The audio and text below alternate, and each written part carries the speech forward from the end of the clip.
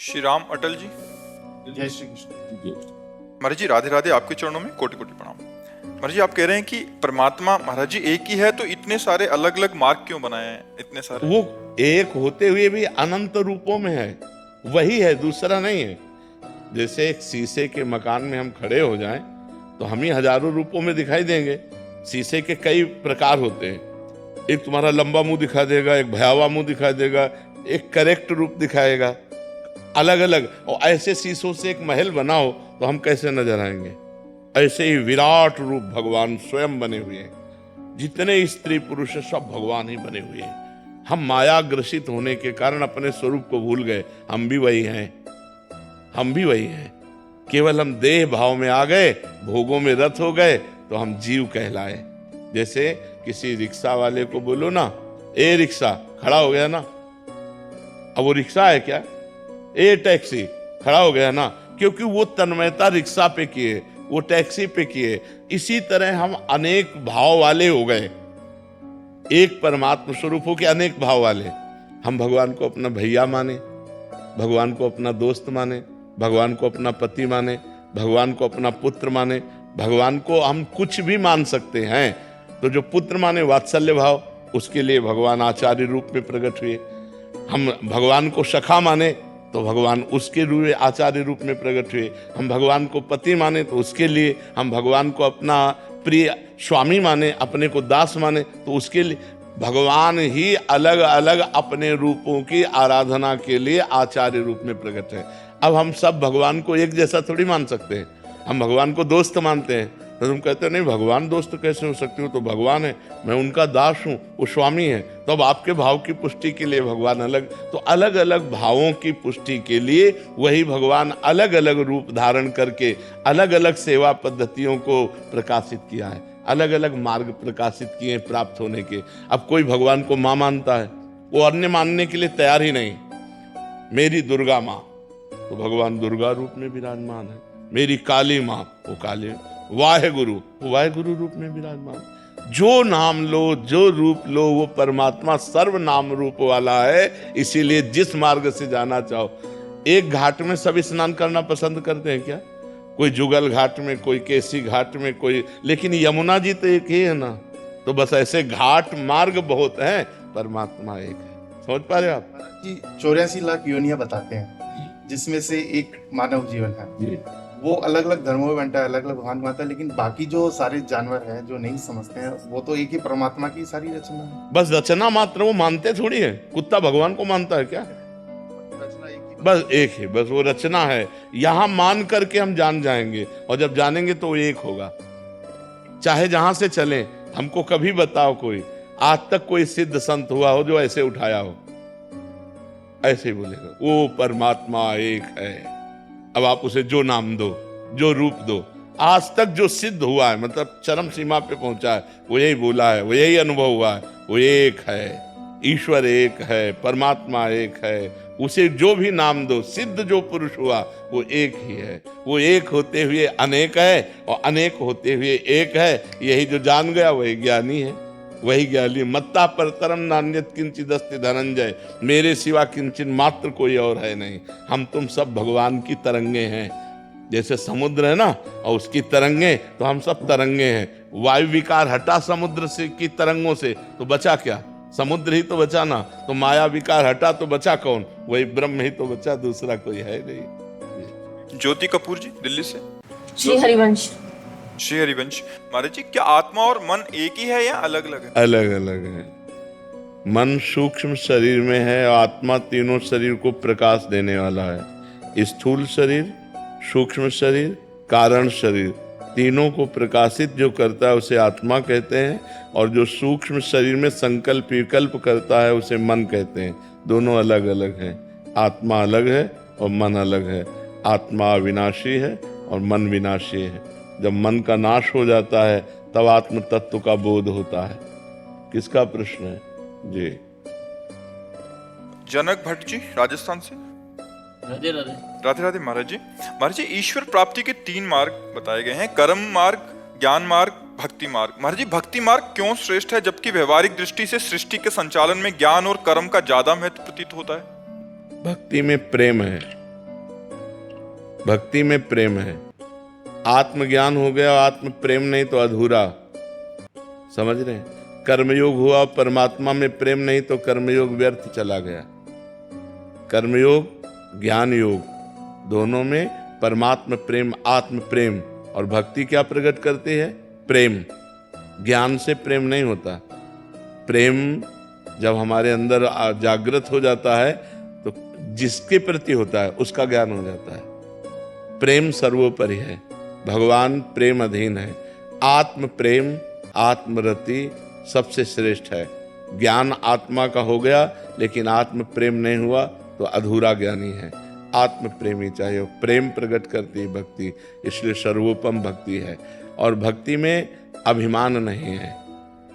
अभिमान का नाश ही ज्ञान योग, कर्म योग और भक्ति योग तीनों का है। भक्ति में प्रथम से ही दैन्यता रहती है। सब चराचर जगत हमारे भगवान का स्वरूप है, मैं उनका सेवक हूँ। दैन्यता भक्ति में प्रारंभ से ही रहती है, इसलिए दैन्य और प्रेम और सारी दैवी संपदा भक्ति में विराजमान है। और भक्ति के ही पुत्र हैं ज्ञान वैराग्य। आपने पढ़ा है कभी? भागवत में पढ़ के देखिए, भक्ति से ही ज्ञान वैराग्य का प्रादुर्भाव होता है। ज्ञान से भक्ति का प्रादुर्भाव नहीं होता, भक्ति से ज्ञान का प्रादुर्भाव होता है। जब उस सच्चिदानंद भगवान का नाम जप करते हैं, भगवान की सेवा करते हैं, भगवान की आराधना करते हैं तो हमारे अंदर ज्ञान प्रकट होता है। और भक्त महाज्ञानी होता है। हनुमान जी भक्त हैं। ज्ञानिनाम अग्रगण्यम बुद्धिमताम वरिष्ठम अतुलित बलधामम, है कि नहीं है? गरुण जी भगवान के भक्त हैं, वाहन है। गरुण महाज्ञानी गुण राशि, महान ज्ञानी। विश्वामित्र जी भगवान के भक्त हैं, विश्वामित्र महामुनि ज्ञानी। तो भक्त अज्ञानी नहीं होता है, भक्ति से ही ज्ञान का विशुद्ध प्रादुर्भाव होता है। और जितने भी महान ज्ञानी हैं वो सब भक्त हैं। जैसे सनक सनंदन सनातन सनत कुमार हर समय हरिशरणम जपते रहते हैं। जैसे महान ज्ञान के समुद्र भगवान शंकर भगवान की लीला कथाओं का गायन करते रहते हैं। देख लो, भगवान के चरणामृत को अपनी मस्तक पर धारण किया। गंगा जी जो है भगवान का चरणामृत है इतना, इसलिए भक्ति सर्वोपरि है। समझ में आ रहा है? और ज्ञान में स्वयं चलना होता है, गिर जाओ तो भ्रष्ट हो जाओ तो कोई बचाने वाला नहीं। और भक्ति में करो सदा तिनके रखवारी, जिमि बालक राखे महतारी। भगवान कहते हैं जैसे छोटे अबोध बच्चे को माँ चाहे जो कार्य कर रही हो वो चिंतन बच्चे का करते रहते हैं, कहीं कुछ ऐसा ना कर ले। ऐसे ही मैं अपने भक्त का चिंतन करता हूँ, अपने भक्त की रक्षा करता हूँ। जी पंकज चौहान जी। राधे राधे महाराज जी। महाराज जी, पर्याप्त समृद्धि प्राप्त होते हुए भी मन अशांत और व्यथित रहता है। कभी अपने प्रियजनों की चिंता, कभी अकारण दुख। ये दुख कभी कभी दुर्गुणों की तरफ आकर्षित कर लेता है। हाँ, क्योंकि देखो हम बताएं, हम परमात्मा के अंश हैं।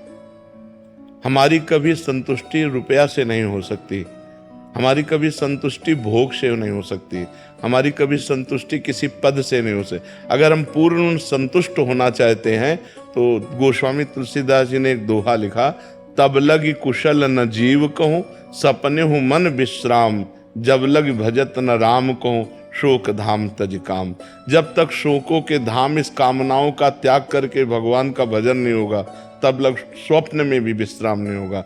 जैसे आपने पूरे जीवन में सब सुख भोगे, आपके पास आधुनिक सब वस्तुएं हैं, लेकिन आप मरेंगे, ये बात कैसे कटेगी?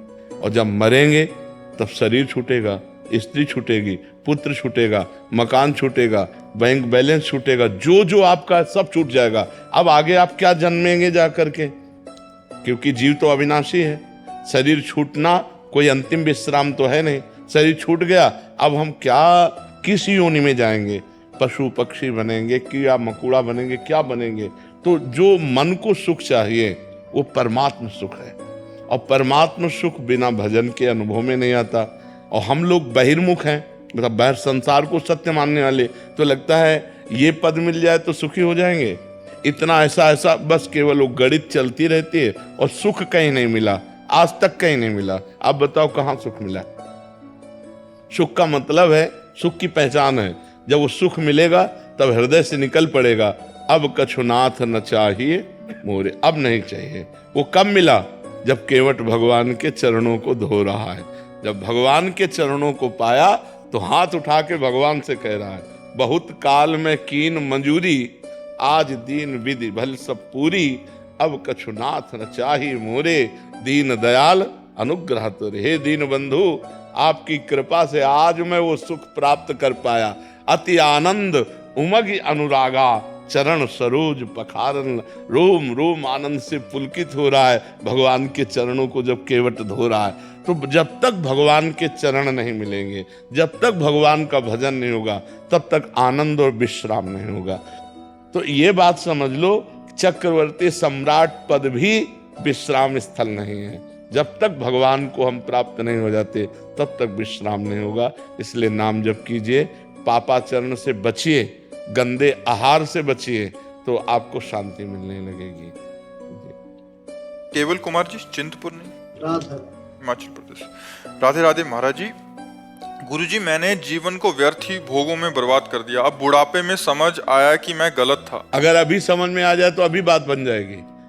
अगर राधा राधा आप जपने लगे और आखिरी श्वास में राधा नाम निकले और शरीर छूट जाए तो भगवान की प्राप्ति हो जाएगी। अंतःमति सो गति, अंत समय यदि भगवान का स्मरण हो जाए और शरीर छूट जाए तो भगवान की प्राप्ति। अब राधा राधा रट लो, अब राधा राधा रट लो, बस इसी से काम बन जाएगा। जो अंतिम समय भगवान का स्मरण कर लेता है तो पूरे जीवन पाप हुआ हो तो भी वो भगवान को प्राप्त हो जाता है। इसलिए नाम जप कर लो, नाम जप से सब ठीक हो जाएगा।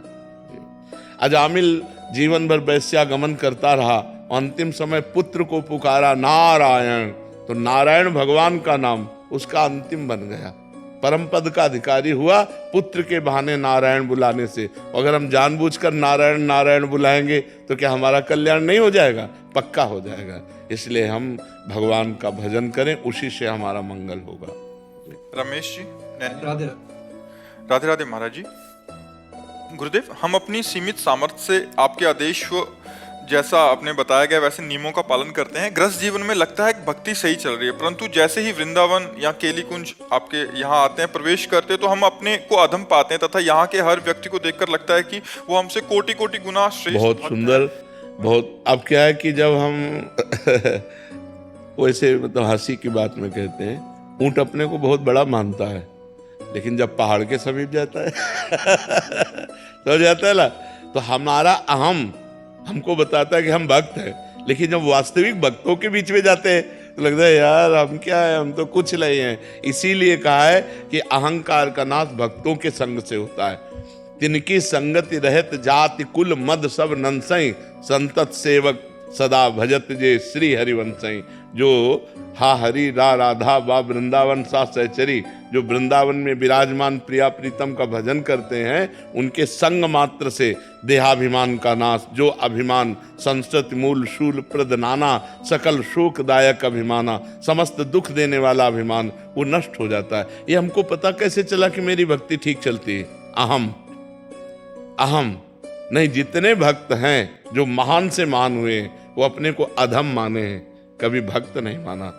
जब विभीषण जी से हनुमान जी मिल रहे हैं तो ये थोड़ी कह रहे हैं मैं सर्वश्रेष्ठ महाभागवत हनुमान हूं, नहीं, वो कह रहे हैं कि असमय अधम सखा सुनु मोहू पर रघुवीर, मैं वैसे इतना अधम हूं पर रघुनाथ जी की मेरे पर कृपा है। ऐसा भक्त, महान भक्त को भक्ति का अपने गर्व नहीं है, वो अपने को अधम कह रहे हैं। सबरी जी कह रहे हैं अधम ते अधम, अधम अति नारी, तिनमा मैं मति मंद अघारी। इसीलिए भगवान के धामों की, भगवान के भक्तों की जहाँ मंडली हो, धामों की यात्रा करे, संत मंडली में जाए, संतों के पास जाए, जिससे हमारा अहंकार नष्ट हो जाता है। ये संत संग का प्रभाव है। विशाल जी, राधा वल्लभ श्री हरिवंश महाराज जी। महाराज जी, पिछले 2 साल से आपका सत्संग सुन रहा हूँ तथा निरंतर नाम जप का अभ्यास भी कर रहा हूँ तथा कोशिश भी करता हूँ कि मुझसे कोई भी गलती न बने। महाराज जी, आप भगवान शिव के अनन्य भक्त रहे हैं। मैं आपसे यही पूछना चाहता हूँ कि मुझ अधम को भगवान के दर्शन कैसे हों? मैं सिर्फ उनके लिए ही जीना चाहता हूँ, मेरे अंदर भी उनके मिलन की ही व्याकुलता है। वैसे है यही भगवान के दर्शन के लक्षण कि उनके सिवा हमारा कोई है नहीं। जैसे काशी के घाटों में जब थे तो सत्य मानना, वो जीवन केवल भगवान ही जिला सकते, अन्यथा जीना मुश्किल है। इतनी गर्मी में जो पत्थर धधकते हैं तो रात्रि में और धधकते हैं। तो नींद नहीं, 8-8, 10-10 दिन भोजन नहीं, किसी से मिलना नहीं, मांगना नहीं। बड़े बड़े मारवाड़ी क्षेत्र, वहाँ भोजन कभी किसी के पास नहीं, आकाश वृत्ति से, और बस घाटों में बस यही लगा रहता, आज महादेव के दर्शन होंगे, आज दर्शन होंगे।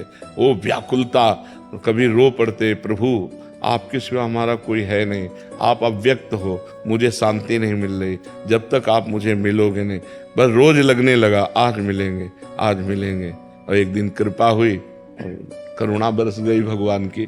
तो जब कोई संबंध न रह जाए, अन्य कोई आशा न रह जाए, एक केवल भगवान मिलन की आशा, और उस आशा में जिया न जाए, ऐसा लगे अगर अब नहीं मिलेंगे तो प्राण निकल जाएंगे। रुदु सुस्वरम राजन कृष्ण दर्शन लालसा, रोना आ जाए भगवान के लिए, विकलता आ जाए, तो फिर भगवान तो तुम्हारे हृदय में ही बैठे देख रहे, जैसे चाहोगे वैसे दर्शन कर लो, जैसे चाहोगे। एक हाथ में त्रिशूल छोटा सा लिए, कोई ऐसा नहीं को तेज प्रकट हुआ, ऐसा नहीं, एक जन साधारण संत के वेश में, जे देखा हमको भगवान शिव, लंबी विशाल जटाएं और ऐसा सुंदर रूप उनका, मौन शांत तेजोमय चेहरा, कोई ऐसा वो नहीं कि मतलब पीछे से तेज निकल, कुछ ऐसा नहीं, बिल्कुल जितनी हमारी क्षमता उसी के अनुसार वो दर्शन दे रहे थे। साष्टांग दंडवत किए, बस ऐसे देखते रह गए। बस उन्होंने एक उंगली उठाई, वो चले गए, अंतर ध्यान हो गए थोड़ी देर, एक बस इतना ऐसे। तो हमें लगा कि बस यही उपदेश कर रहे हैं कि एक ही परमात्मा है, एक ही शिव है, वो सब रूपों में व्याप्त एक ही है, बस एक का अनुभव कर लो, बस हो गया सब कुछ। तो जब हमारे अंदर ऐसी व्याकुलता हो कि जिया ना जाए, तब फिर भगवान का दर्शन होता है। जैसे हमें जमुना जी में डुबकी लगा करके कोई दबा दे, फिर श्वास लेने की जो व्याकुलता होती, ऐसी व्याकुलता परमात्मा के मिलन की हो तो परमात्मा प्राप्ति वो तभी होगी जब अन्य संबंध नहीं और किसी इंद्री से कोई भोग नहीं तो इंद्री सुख में लगेगी तो व्याकुलता कैसे आएगी? जब हर इंद्री जितेंद्रियता आ गई और अब केवल भगवान के सिवा हमारा कोई नहीं, तब रोना आता है कि अब मिलो, अब आपके सिवा, हे पिता, हे स्वामी, आपके सिवा मेरा कोई नहीं। फिर वो जो रंग आता है, फिर ये जो रंग देख रहे हो ये उन्हीं का रंग है, देवाधिदेव महादेव जी का ही सारा रंग। उन्होंने हमें वृंदावन भेजा, उन्होंने ही हमें प्रिया प्रीतम के चरणारविंद दिए, वही हमारे पोषण करता है। संगीता जी, ओडिशा से। राधे राधे। राधे राधे महाराज जी। महाराज जी, प्रत्याहार, भक्ति, सेवा, क्रिया योग, महाराज इनका अर्थ पूछना चाह रहे हैं। इंद्रियों का अपने अपने विषयों से हटा करके परमात्मा में लगाना प्रत्याहार है। भक्ति, भगवान के चरणारविंद में निरंतर चित्तवृत्ति का अनन्य भाव से समर्पित हो जाना, निष्काम भाव से समस्त चराचर जगत की सेवा करना, ये भक्ति है। सो अनन्य गति जाके असमति न तरय हनुमंत, मैं सेवक सचराचर रूप स्वामी भगवंत। निरंतर भगवान का स्मरण, चराचर जगत को भगवान का स्वरूप मान करके सेवा, और वो सेवा भी भगवान को समर्पित। तदर्पिता अखिलाचारिता तद्विस्मरणेन परम व्याकुलते, इसको भक्ति कहते हैं। क्रिया योग, क्रिया योग, जो भी हम कर्म करते हैं वो निष्काम भाव से परमात्मा को समर्पित करें तो कर्म योग बन जाता है, और अगर समर्पित नहीं करते, निष्काम भाव नहीं, तो केवल कर्म होता है। कर्म दो प्रकार के होते हैं, शुभ और अशुभ, और ये दोनों बांधने वाले होते हैं, और कर्मयोग मुक्ति प्रदान करने वाला होता है। कर्मयोग का तात्पर्य है भगवान के लिए कर्म करना, या भगवत भाव से संपूर्ण चराचर जगत की जो सेवा है वो भगवान को समर्पित करना, इसे कर्मयोग कहते हैं। निष्काम भाव से दूसरों को सुख पहुंचाने के लिए जो कर्म किया जाता है उसे कर्मयोग कहते हैं, और उसी को भगवान को समर्पित कर दे तो वही मोक्ष प्रदान करने वाला हो जाता है। नवम सिंह जी, जम्मू से। राधे राधे महाराज। राधे राधे महाराज जी। महाराज जी, ऐसा कौन से आचरण हमें करने चाहिए कि भगवान का साथ हमेशा महसूस होता रहे? पहला नाम जप, दूसरा आहार शुद्धि, तीसरा आचरण शुद्धि, चौथा भगवत शास्त्रों का स्वाध्याय। जो भगवत शास्त्र हैं जैसे श्रीमद् भगवत गीता जी, श्रीमद् भागवत जी, रामचरितमानस जी, शास्त्र जितने हमारे हैं इनका स्वाध्याय होना चाहिए, और चरित्र पवित्र होना चाहिए। आचरण पवित्र होना चाहिए। बेविचारी कभी भगवान की भक्ति नहीं कर सकता। जो भोगों में रत है, मनमानी आचरण करता, वो कभी भगवान का भक्त नहीं हो सकता। जिसके आचरण पवित्र हैं, जो शास्त्र स्वाध्याय करता है, जो पवित्र आहार भगवान को समर्पित करके पाता है, जो नाम जप करता है, वही आचरण भगवान को निरंतर सानिध्य का अनुभव कराते हैं कि भगवान हमारे पास हैं, हर समय भगवान के मैं साथ हूँ। चंद्रभान सिंह जी। राधे राधे राधे महाराज जी। महाराज जी, साधक को ग्रस्त जीवन में ज्यादा पैसा कमाने के लिए, जैसे मेरे पिताजी बहुत मेहनत करते हैं, वैसी करनी चाहिए या फिर दाल रोटी के जितना कमाते हुए भगवत मार्ग पर चलना नहीं, चाहिए? धर्म से कमाओ, अधिक से अधिक कमाओ, धर्म से कमाओ। धन कमाने के लिए रोक नहीं है, लेकिन धन को धर्म से कमाने की बात है। देखो बच्चा, हम गरीब घर में पैदा हुए थे, किसान के घर में, मेहनत की कमाई करके, तो पूरा परिवार भागवती है हमारा। जब मेहनत की कमाई तो सब धर्म से चल रहे हैं, और नहीं तो शराब पीना, मांस खाना, बेविचार करना, गंदे आचरण करना, ये फैल रहा है समाज में। धर्म की कमाई, मेहनत से अगर तुम कमा रहे हो और धन बढ़ रहा है, वो हानिकारक नहीं है। लेकिन लूट घसोट करना, बेईमानी करना, छल कपट करना, ये घूसखोरी, ये सब ऐसे पापाचरण नहीं करना चाहिए। पापाचरण से जो धन आता है, वो परिवार की बुद्धि भ्रष्ट करता है और अशांति और नरक प्रदान करता है।